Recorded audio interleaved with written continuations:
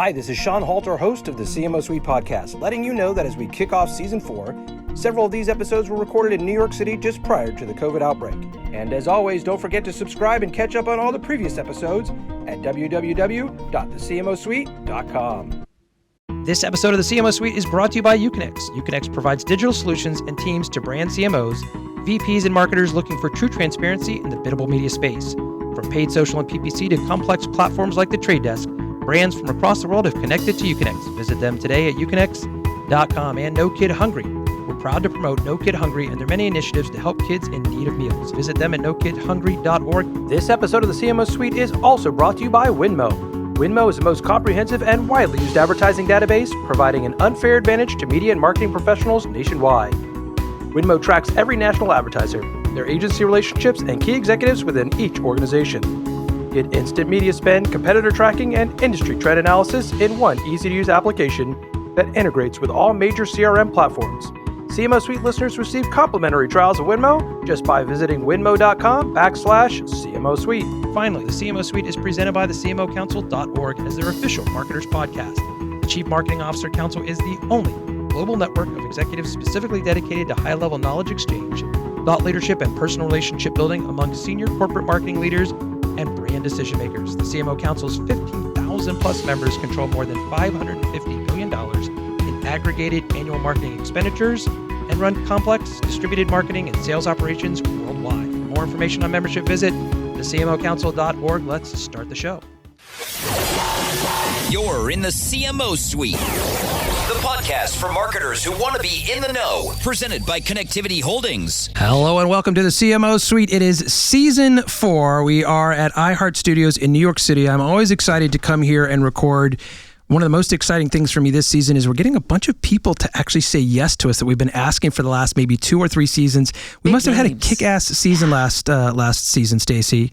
I think it's amazing that Season 4 we're kicking off with such big names. I haven't had so many yeses since I think I was maybe a junior in high school. I don't know. It's been a very long time since I've closed at this rate. Word is out. I said no for the record. He did say no. Listen, that is the voice of Danny Wright. He's the Chief Brand Officer at Adweek. I've asked Danny to be on the show a bunch of times. They crush me over there with their podcast. Oh. Nadine Dietz, it's so funny. She started her podcast maybe a little bit before mine. I didn't know her at the time, but I was like, I was looking for podcasts. I couldn't find one that I really loved.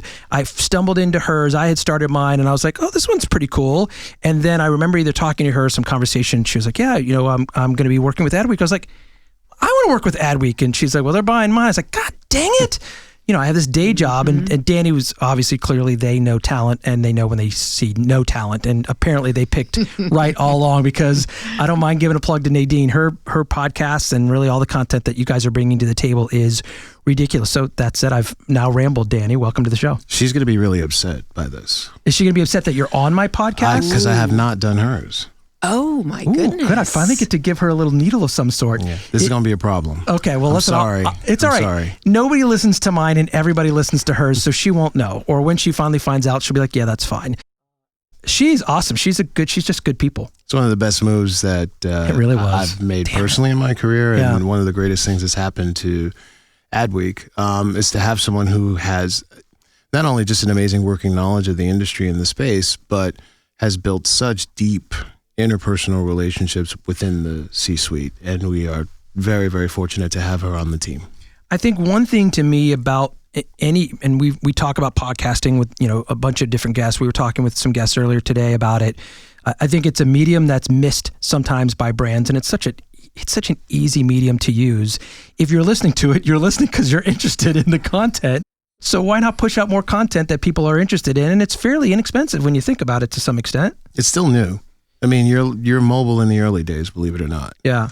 And, there were a couple of brands that were early adopters, but it was a slow build, and now it's ubiquitous. And that's the train you're on right now. I should say that's the rocket you're on right now. It was an even slower build, I feel like, in the marketing space to some extent. There were certainly some that were out there, but most of what I felt like I saw out there as a consumer was ad agency guys that wanted to do nothing but just talk to their own clients or just talk about themselves, and nobody really cares. The reality is, Joanna Harold, isn't going to, she's not going to care about what I have to say on a podcast. But you start asking, do you want to be on a podcast? Or you give marketers an opportunity to not only talk about themselves, but you give other marketers a chance to hear from a Eduardo Luz or somebody like that, and then you're onto something, and it's interesting. Yeah, I mean, what Charlemagne said to me the other day. Charlemagne the God at my show, Adweek Challenger Brands. We're in his studio to some extent. I'm nowhere near Charlemagne the God, but yes, he was at Challenger Brands. This is his mic. Wow, do you feel? That's his cologne over there too. You were going to say he said something? What he said was, he's on the radio, but that medium is not the one that will endure. What will endure are podcasts. If you're in your car, it's really funny. He's like, if you're in your car and you want to hear a song and you're stupid enough to be sitting there waiting for me to play that song when it's on your phone and you could just plug it in. What are you doing? What are you doing? But if you put on my podcast, to your point, you've leaned in, you've clicked. You are you're a customer who has basically opted in for the experience. And that way you've got a lot more influence and a lot more control and authority over the folks that you're talking to, which is a great opportunity for brands. And you came through radio, didn't you, to some extent? Didn't you, or either through music or because you were at Sony, I think, for a little while. Is that where you knew Jennifer Frommer from? Exactly. Who's a co-friend of ours. Yeah. I hope she doesn't mind me calling her friend at this point. God, I love that. She is just one of the coolest chicks out there. She's friendly. She's super friendly. Yeah. One of the greatest connectors. She did say yes, met. by the way. She said yes early on to me. It took 2 years with you, but she said yes pretty early on. Yeah, I'm a Corona cancellation. So. That's fair. Thanks. Yeah. I appreciate it. No Not problem. true. No problem. I'm glad it worked out. So you came through music to some extent, or you came through the form of audio, and do you find that that's why you still seem to have a passion for it? Yeah, it's in my DNA. I was built to do something musical. I started as a musician and then worked in the music business for a long time before it collapsed on top of us. And then just to add another kick, it was right at the heels of 9/11. So a lot of us folks had to make a pivot, and some of us successfully survived. Some of us were able to stay in it, like Jennifer Frommer, who's still having a great career at Sony. Absolutely. And others of us had to completely, shapeshift, and that's me. You grew up here in the city, am I right? Brooklyn. And you've never really left. I think when you and I were talking at a party one time, and I think you were telling me that. I lived in San Francisco for 8 years. If I left that out, then it's okay. The weed was good. And what? Can I say that? I think you can. Okay. Speaking of Charlemagne the God, so what brought you back to the city? Work? What brought me back was... you're right, you did tell me that you lived in San Francisco. Remind me what you did when you were out there, because I did forget that time. Well, it was part of that reinvention. Okay. And in San Francisco, when I went there in 2006, first of all, it was the most charming little town I'd ever lived in. And when you come from New York, that's a small town. To a lot of people, it's still a big city. But, 700,000 on a flow. And it was quaint, it was lovely, and I was basically an N of one, like a sample size of how many, black dreadlock music business background with some technology background. I actually created the online marketing department for Arista Records. That was a really funny conversation. I called Clive Davis. He was on his boat in St. Bart's. He had his assistant print out the email that I sent him, and she faxed it to him on his yacht in St. Bart's. And then he calls me back, and I said, Clive, this is 1998. Clive, we got to get ahead of the online marketing craze. Music is being stolen, but the idea that the content is king, which is still prevalent now, was more prevalent then. Maybe more so now. No, you might. And you're smarter than I am. Said, hey, listen, we own the content, so let's control the narrative. Let me create an online marketing department. He was literally like, fine. And so it was born. So by the time I got to San Francisco in 2006, here I am, this entertainment guy with some media and tech background, tall, black with dreads. There was literally none of me. Party of one. Party of one. So that led for a pretty good consulting career, and I had a lot of great clients, and, worked with many SF brands with kind of entertainment and media related ad supported business. And it sent me back and forth to New York a lot. And in 2010, I'm in New York City, and I I run into this Facebook party down at Webster Hall. I had no idea what it was. There was a line around 3 blocks. And I knew it was something. I knew it was something. And I went to the front of the line because, that's what you do. I'm from Brooklyn. And at the front of the line is a kid that I had not seen since that moment at Arista Records. His name is crazy. Lance Pillersdorf. At the time, he was like the youngin in the label. And now he's running this little event called Advertising Week. And at that point, it was in its 7th year, and that was the rap party. Facebook was the sponsor. And he asked me to join them, and my remit was to help globalize the franchise. And so when I left 7 years later, we had done 14 in New York, 5 in London, 2 in Tokyo, 1 in Mexico City, and they were launching Australia the year I left and went to Adweek, which is a different business. Different company, yep. People are like, oh, that's cool, man. You shorten your email. I'm like, yeah. Different. Somebody else also signs my checks now. But 3 years now with Adweek. Super, super proud of the work that we've done, not only turning a world-class blue-chip media company into a world-class events company, but also the relaunch of Brand Week, which is now our flagship show. It's an interesting journey because when you think sometimes it's a very small space, New York is, for as big a city as it is, it's a small group of people, and you have to be authentic and real in your relationships because the moment that you're not, you might be able to get away with that in LA, but you can't get away with that here. True story. The moment, go ahead. No, that's it. You were saying that was true story. Hashtag truth. I said something truth. smart to Danny. All right, Fact. I like it. I feel like that's what's... Who is that? Who's chiming in here? Wait. Ooh. Stacey Horton. She's always on the microphone. I like to chime in once in a while. She does a great job. Clandestine, just out of nowhere. She jumps in every once in a while. What's up? How you doing? Hey. How you doing, girl? You doing? Hey, it's good to be here. Okay, let's leave it there because if we go anywhere else, this is going to go the wrong way. So also, I feel like we're whispering. I feel like a 1970s late night music jockey. Is this how everybody talks? I think we're whispering because I am so loud. And when I'm loud, then usually my guests are loud, and it's hard for me to not be loud. So I almost have to whisper. I think Michael Loeb even might have said that to me one time, like, wow, you talk as loud as I do. I was like, damn, if I talk as loud as Michael Loeb does. But I think everybody here has a good radio genius. voice. That's what I was just going to say. Geniuses in here. Look, we've lucked out, but that's to me is the point of it. If you are authentic and you are real and you're not there to sell something other than I'm always here to try to sell this show to you, Danny, whenever you're ready to take it. The content is there. Nadine can only interview so many people so many times. By the end of this, I want you to be able to say, okay, man, all right, we can talk about something. Already in enough trouble with her, please. Damn it. All right, maybe next year. That said, I think what you brought to the table with this entertainment background was something that was just different or unique. And it was different and unique enough for people to say, I want more of whatever he's thinking because he's probably onto something when it comes to content development. And really, at the end of this, whether it's Brand Week or it's what you guys have done with the publication, and really the publication isn't a publication anymore. It's everything. It's all of those parts. The print component of it is just that. It's just one cog in this giant wheel. What you've been able to do is entertain people. And ultimately, that's really why people want to go. When I went to Brand Week, you went not just because there were a bunch of great speakers, which, by the way, there were tons of great speakers, but because also it was entertaining. And there's enough of these shows that are boring as hell. You get there and you can't wait to either network. And then by the time you start to network, you realize, I don't want to network with these people. It's not fun. But you guys managed to rebuild these things from whole cloth that was not to soliloquy, which now I've done, which you're not supposed to do as a host.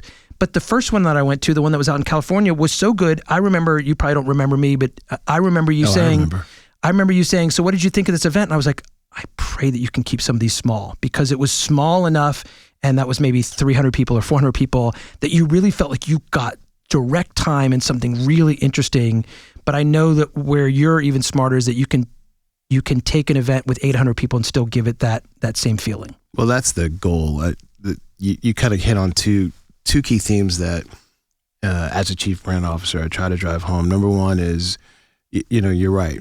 We're not a print company. We're not a media company. We're not an events company. We are an experience company now. And so everything we do is about the experience. And the second thing is, whoever can perfect the art of intimacy at scale is the one who will win. And so we did have 300 people at the first one. We had 800, a little more than at the second one. We're anticipating over 1,000 at this one. And we've been very, very careful about how we curate that growth. And it's enabled us to be able to still deliver the experience that you had in year one. I was there at year two as well. going into year 3. And did you not feel similarly? I loved it. Yeah. I mean, you did a great job of lining up the right mix of guests. Some people who you want to hear from because you've maybe never seen them, but a bunch of, new people that maybe you hadn't heard from before. And, if either you or Mehmet will invite me to, to the third one, I'm always happy to give you some free advice. You can't miss the third one. I mean, first of all, we're moving to Miami, September 14 to 17. We just got the great news that Shop Talk has decided, those dates are good. We saw that. We'll move our show to the exact same time. You'll be fine because the Shop Talk group is what it is. And I think you guys draw some similar people, but also a slightly different crowd. And you have the cool party. Well, they are a vertical. They are? And we are a horizontal. So some segment of what we do will be impacted. Shop Talk is a great show. I'm really thrilled they were required last year.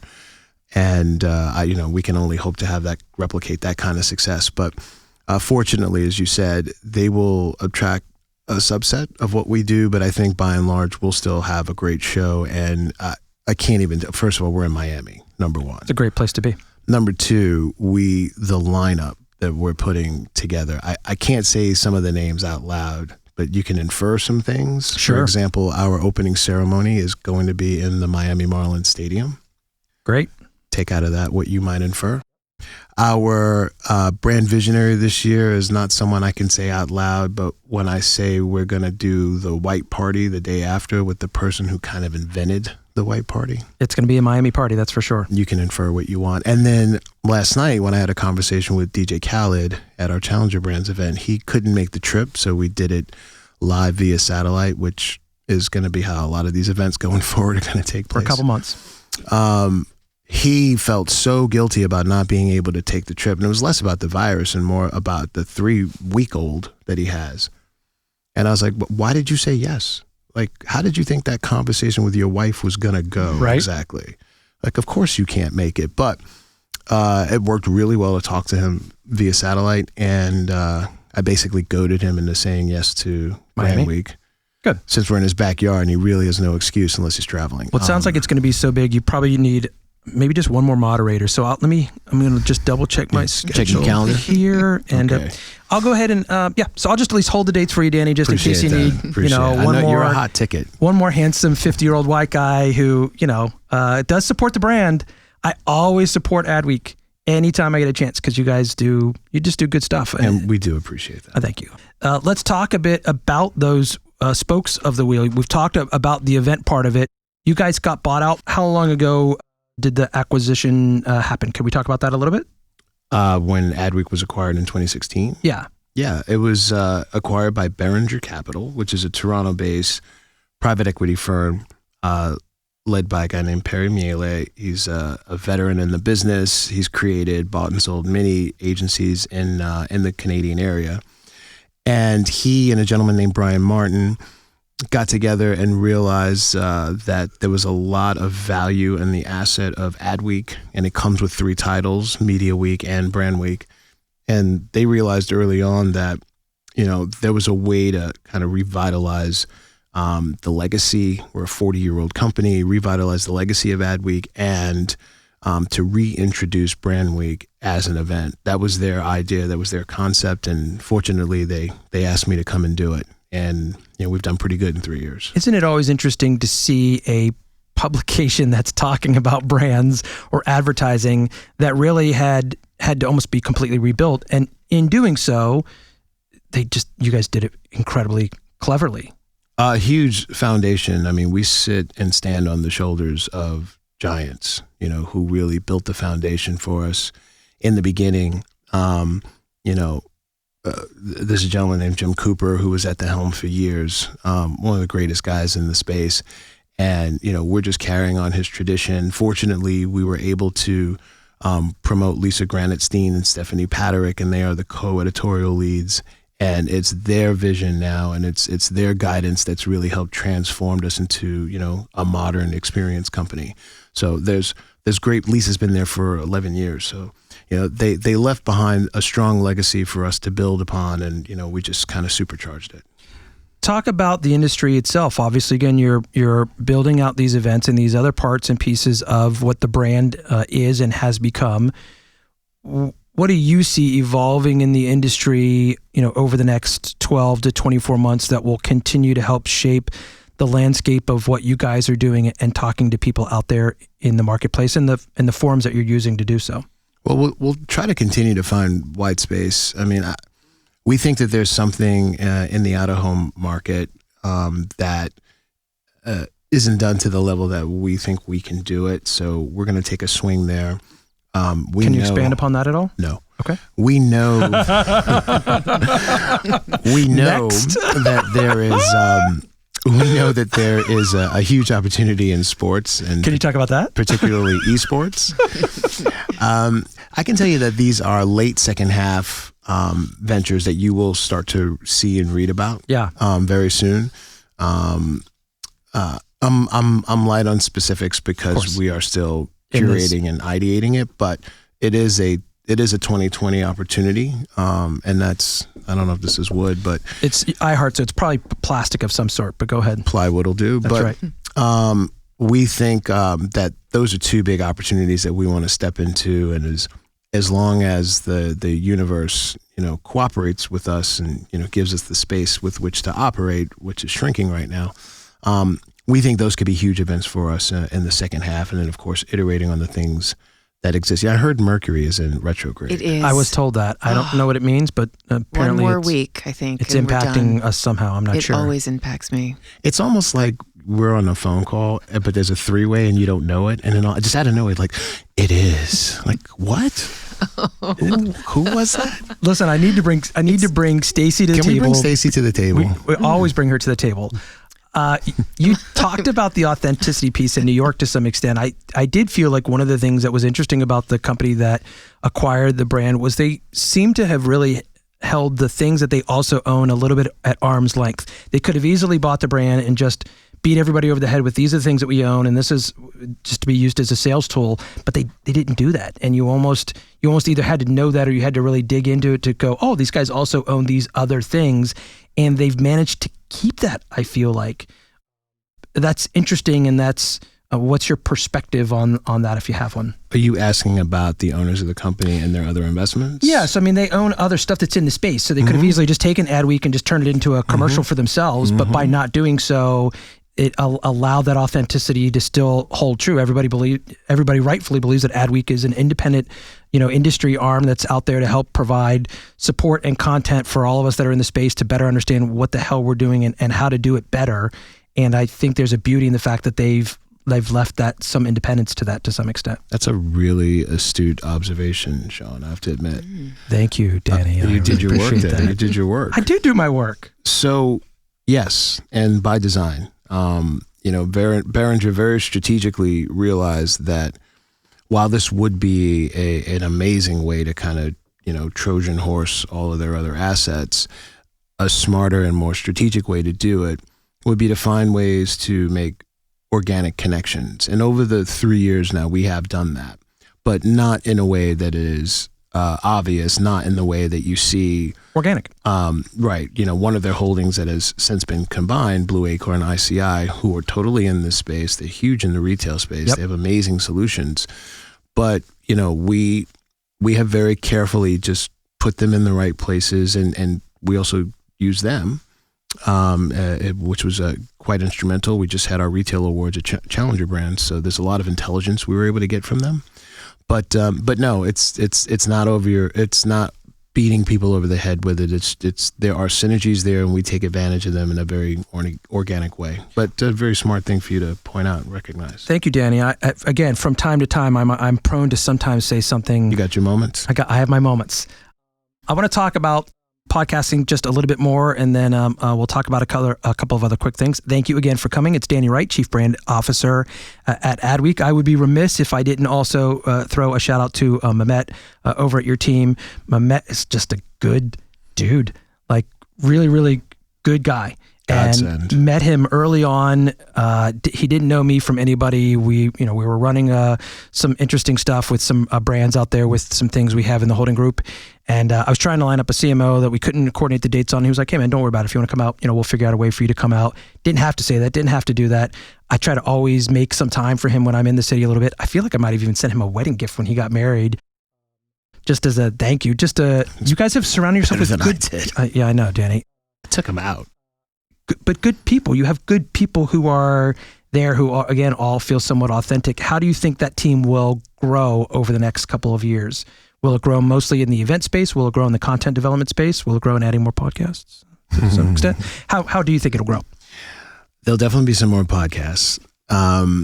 We know how hot that space is. We are actually introducing a D&I podcast very soon, and we have a couple of editors that have raised their hand and said, they jump in. They wanted to have a voice as well. So you'll see more of that.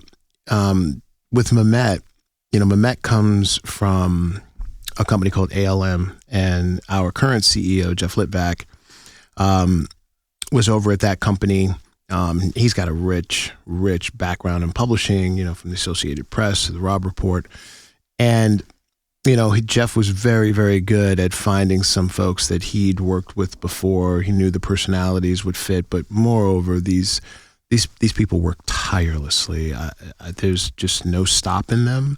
And Mehmet fits that mold perfectly. And what he's also done is he's really helped modernize our sales strategy. We've got a great sales team with amazing relationships, and you couple that with someone who is process oriented. He's military background.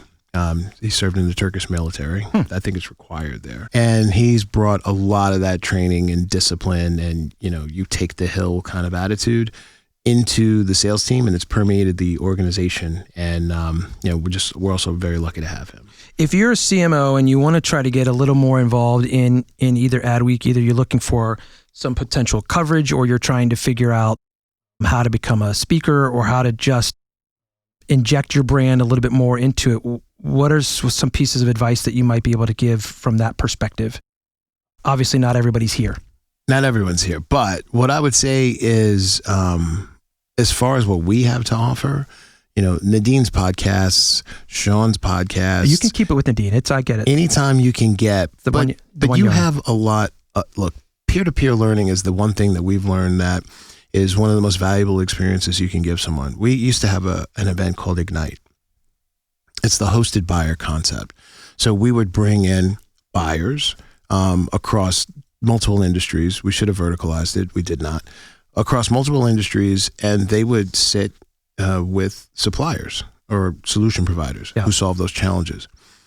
And so we would break them out into small groups of, call it 10 people. And when the solution provider left the room after the presentation, we would watch, Colgate, Ford, Nike, just all of these kind of disparate brands talk to each other about their experiences with that provider or with other technologies in the space. And the room just lit up.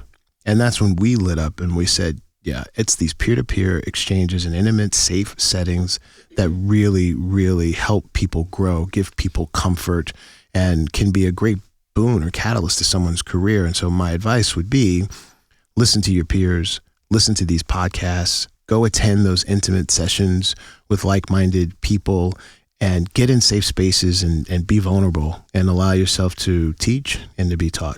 I do think you guys have done a pretty good job, again, of protecting those CMOs at your events. Of course, you're going to have attendees. Of course, you're going to have vendors, but you've kept that fairly intimate enough that, again, even if you're a CMO for Freshly, or you're a CMO for Canoe, or you're a CMO for any of those brands, even if you're not speaking, going to one of those events, attending one of those events, to your point, being around your peers is an opportunity to just normalize yourself to some extent as well. You're pulled from the sales team, you're pulled from the CEO, you're pulled from all over the place. It's hard to feel like you're pleasing anybody these days in that role.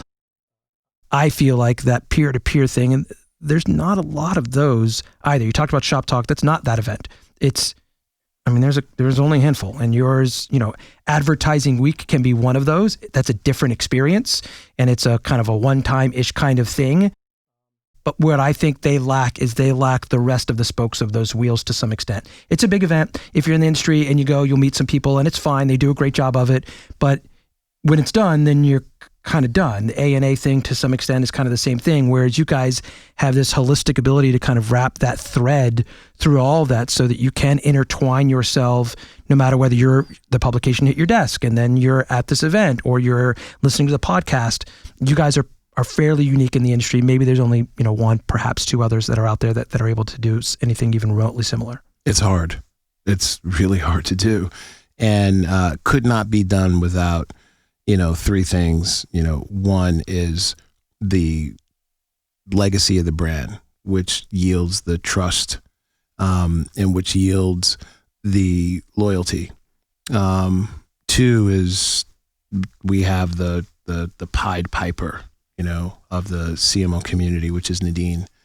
And then three, we have an entire team that is rallied behind one mission, and that's to help marketers do their jobs better. I mean, that is our sole mission, and, we'll do everything we can to stay true to that North Star. As we tip into our 50th episode, 50 episodes I've got of great content that's sitting out there, Danny. I've never spent more time talking about another 50? We're close, I think. Yeah, this is probably pretty darn close. What, you mean you invited me to 48?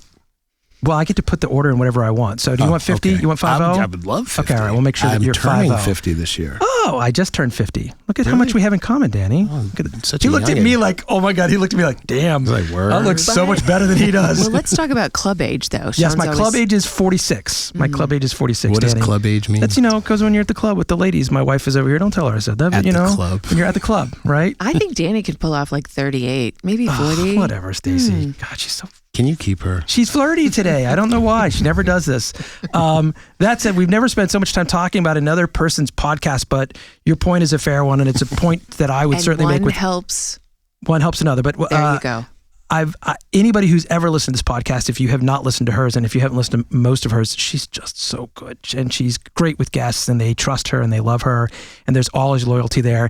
And I'm always like, damn it, when she gets a guest on that I've tried to get on, I haven't had. I'm like, oh, dude. But that said, if I've got you for a couple more minutes, go ahead. You ain't so bad. I do okay. You ain't so bad yourself. As we wrap this, and again, thank you for the time. I appreciate you coming to our part of town for just this. What do you feel like is next for you? As we turn 50, and as I turned 50 and I accomplished things I never thought I would. I never would have thought I'd be sitting here in iHeart in New York, interviewing people that are much smarter than I am. How do you set that next goal for yourself or that next bar for yourself? And what is that? Well, that's the other 49.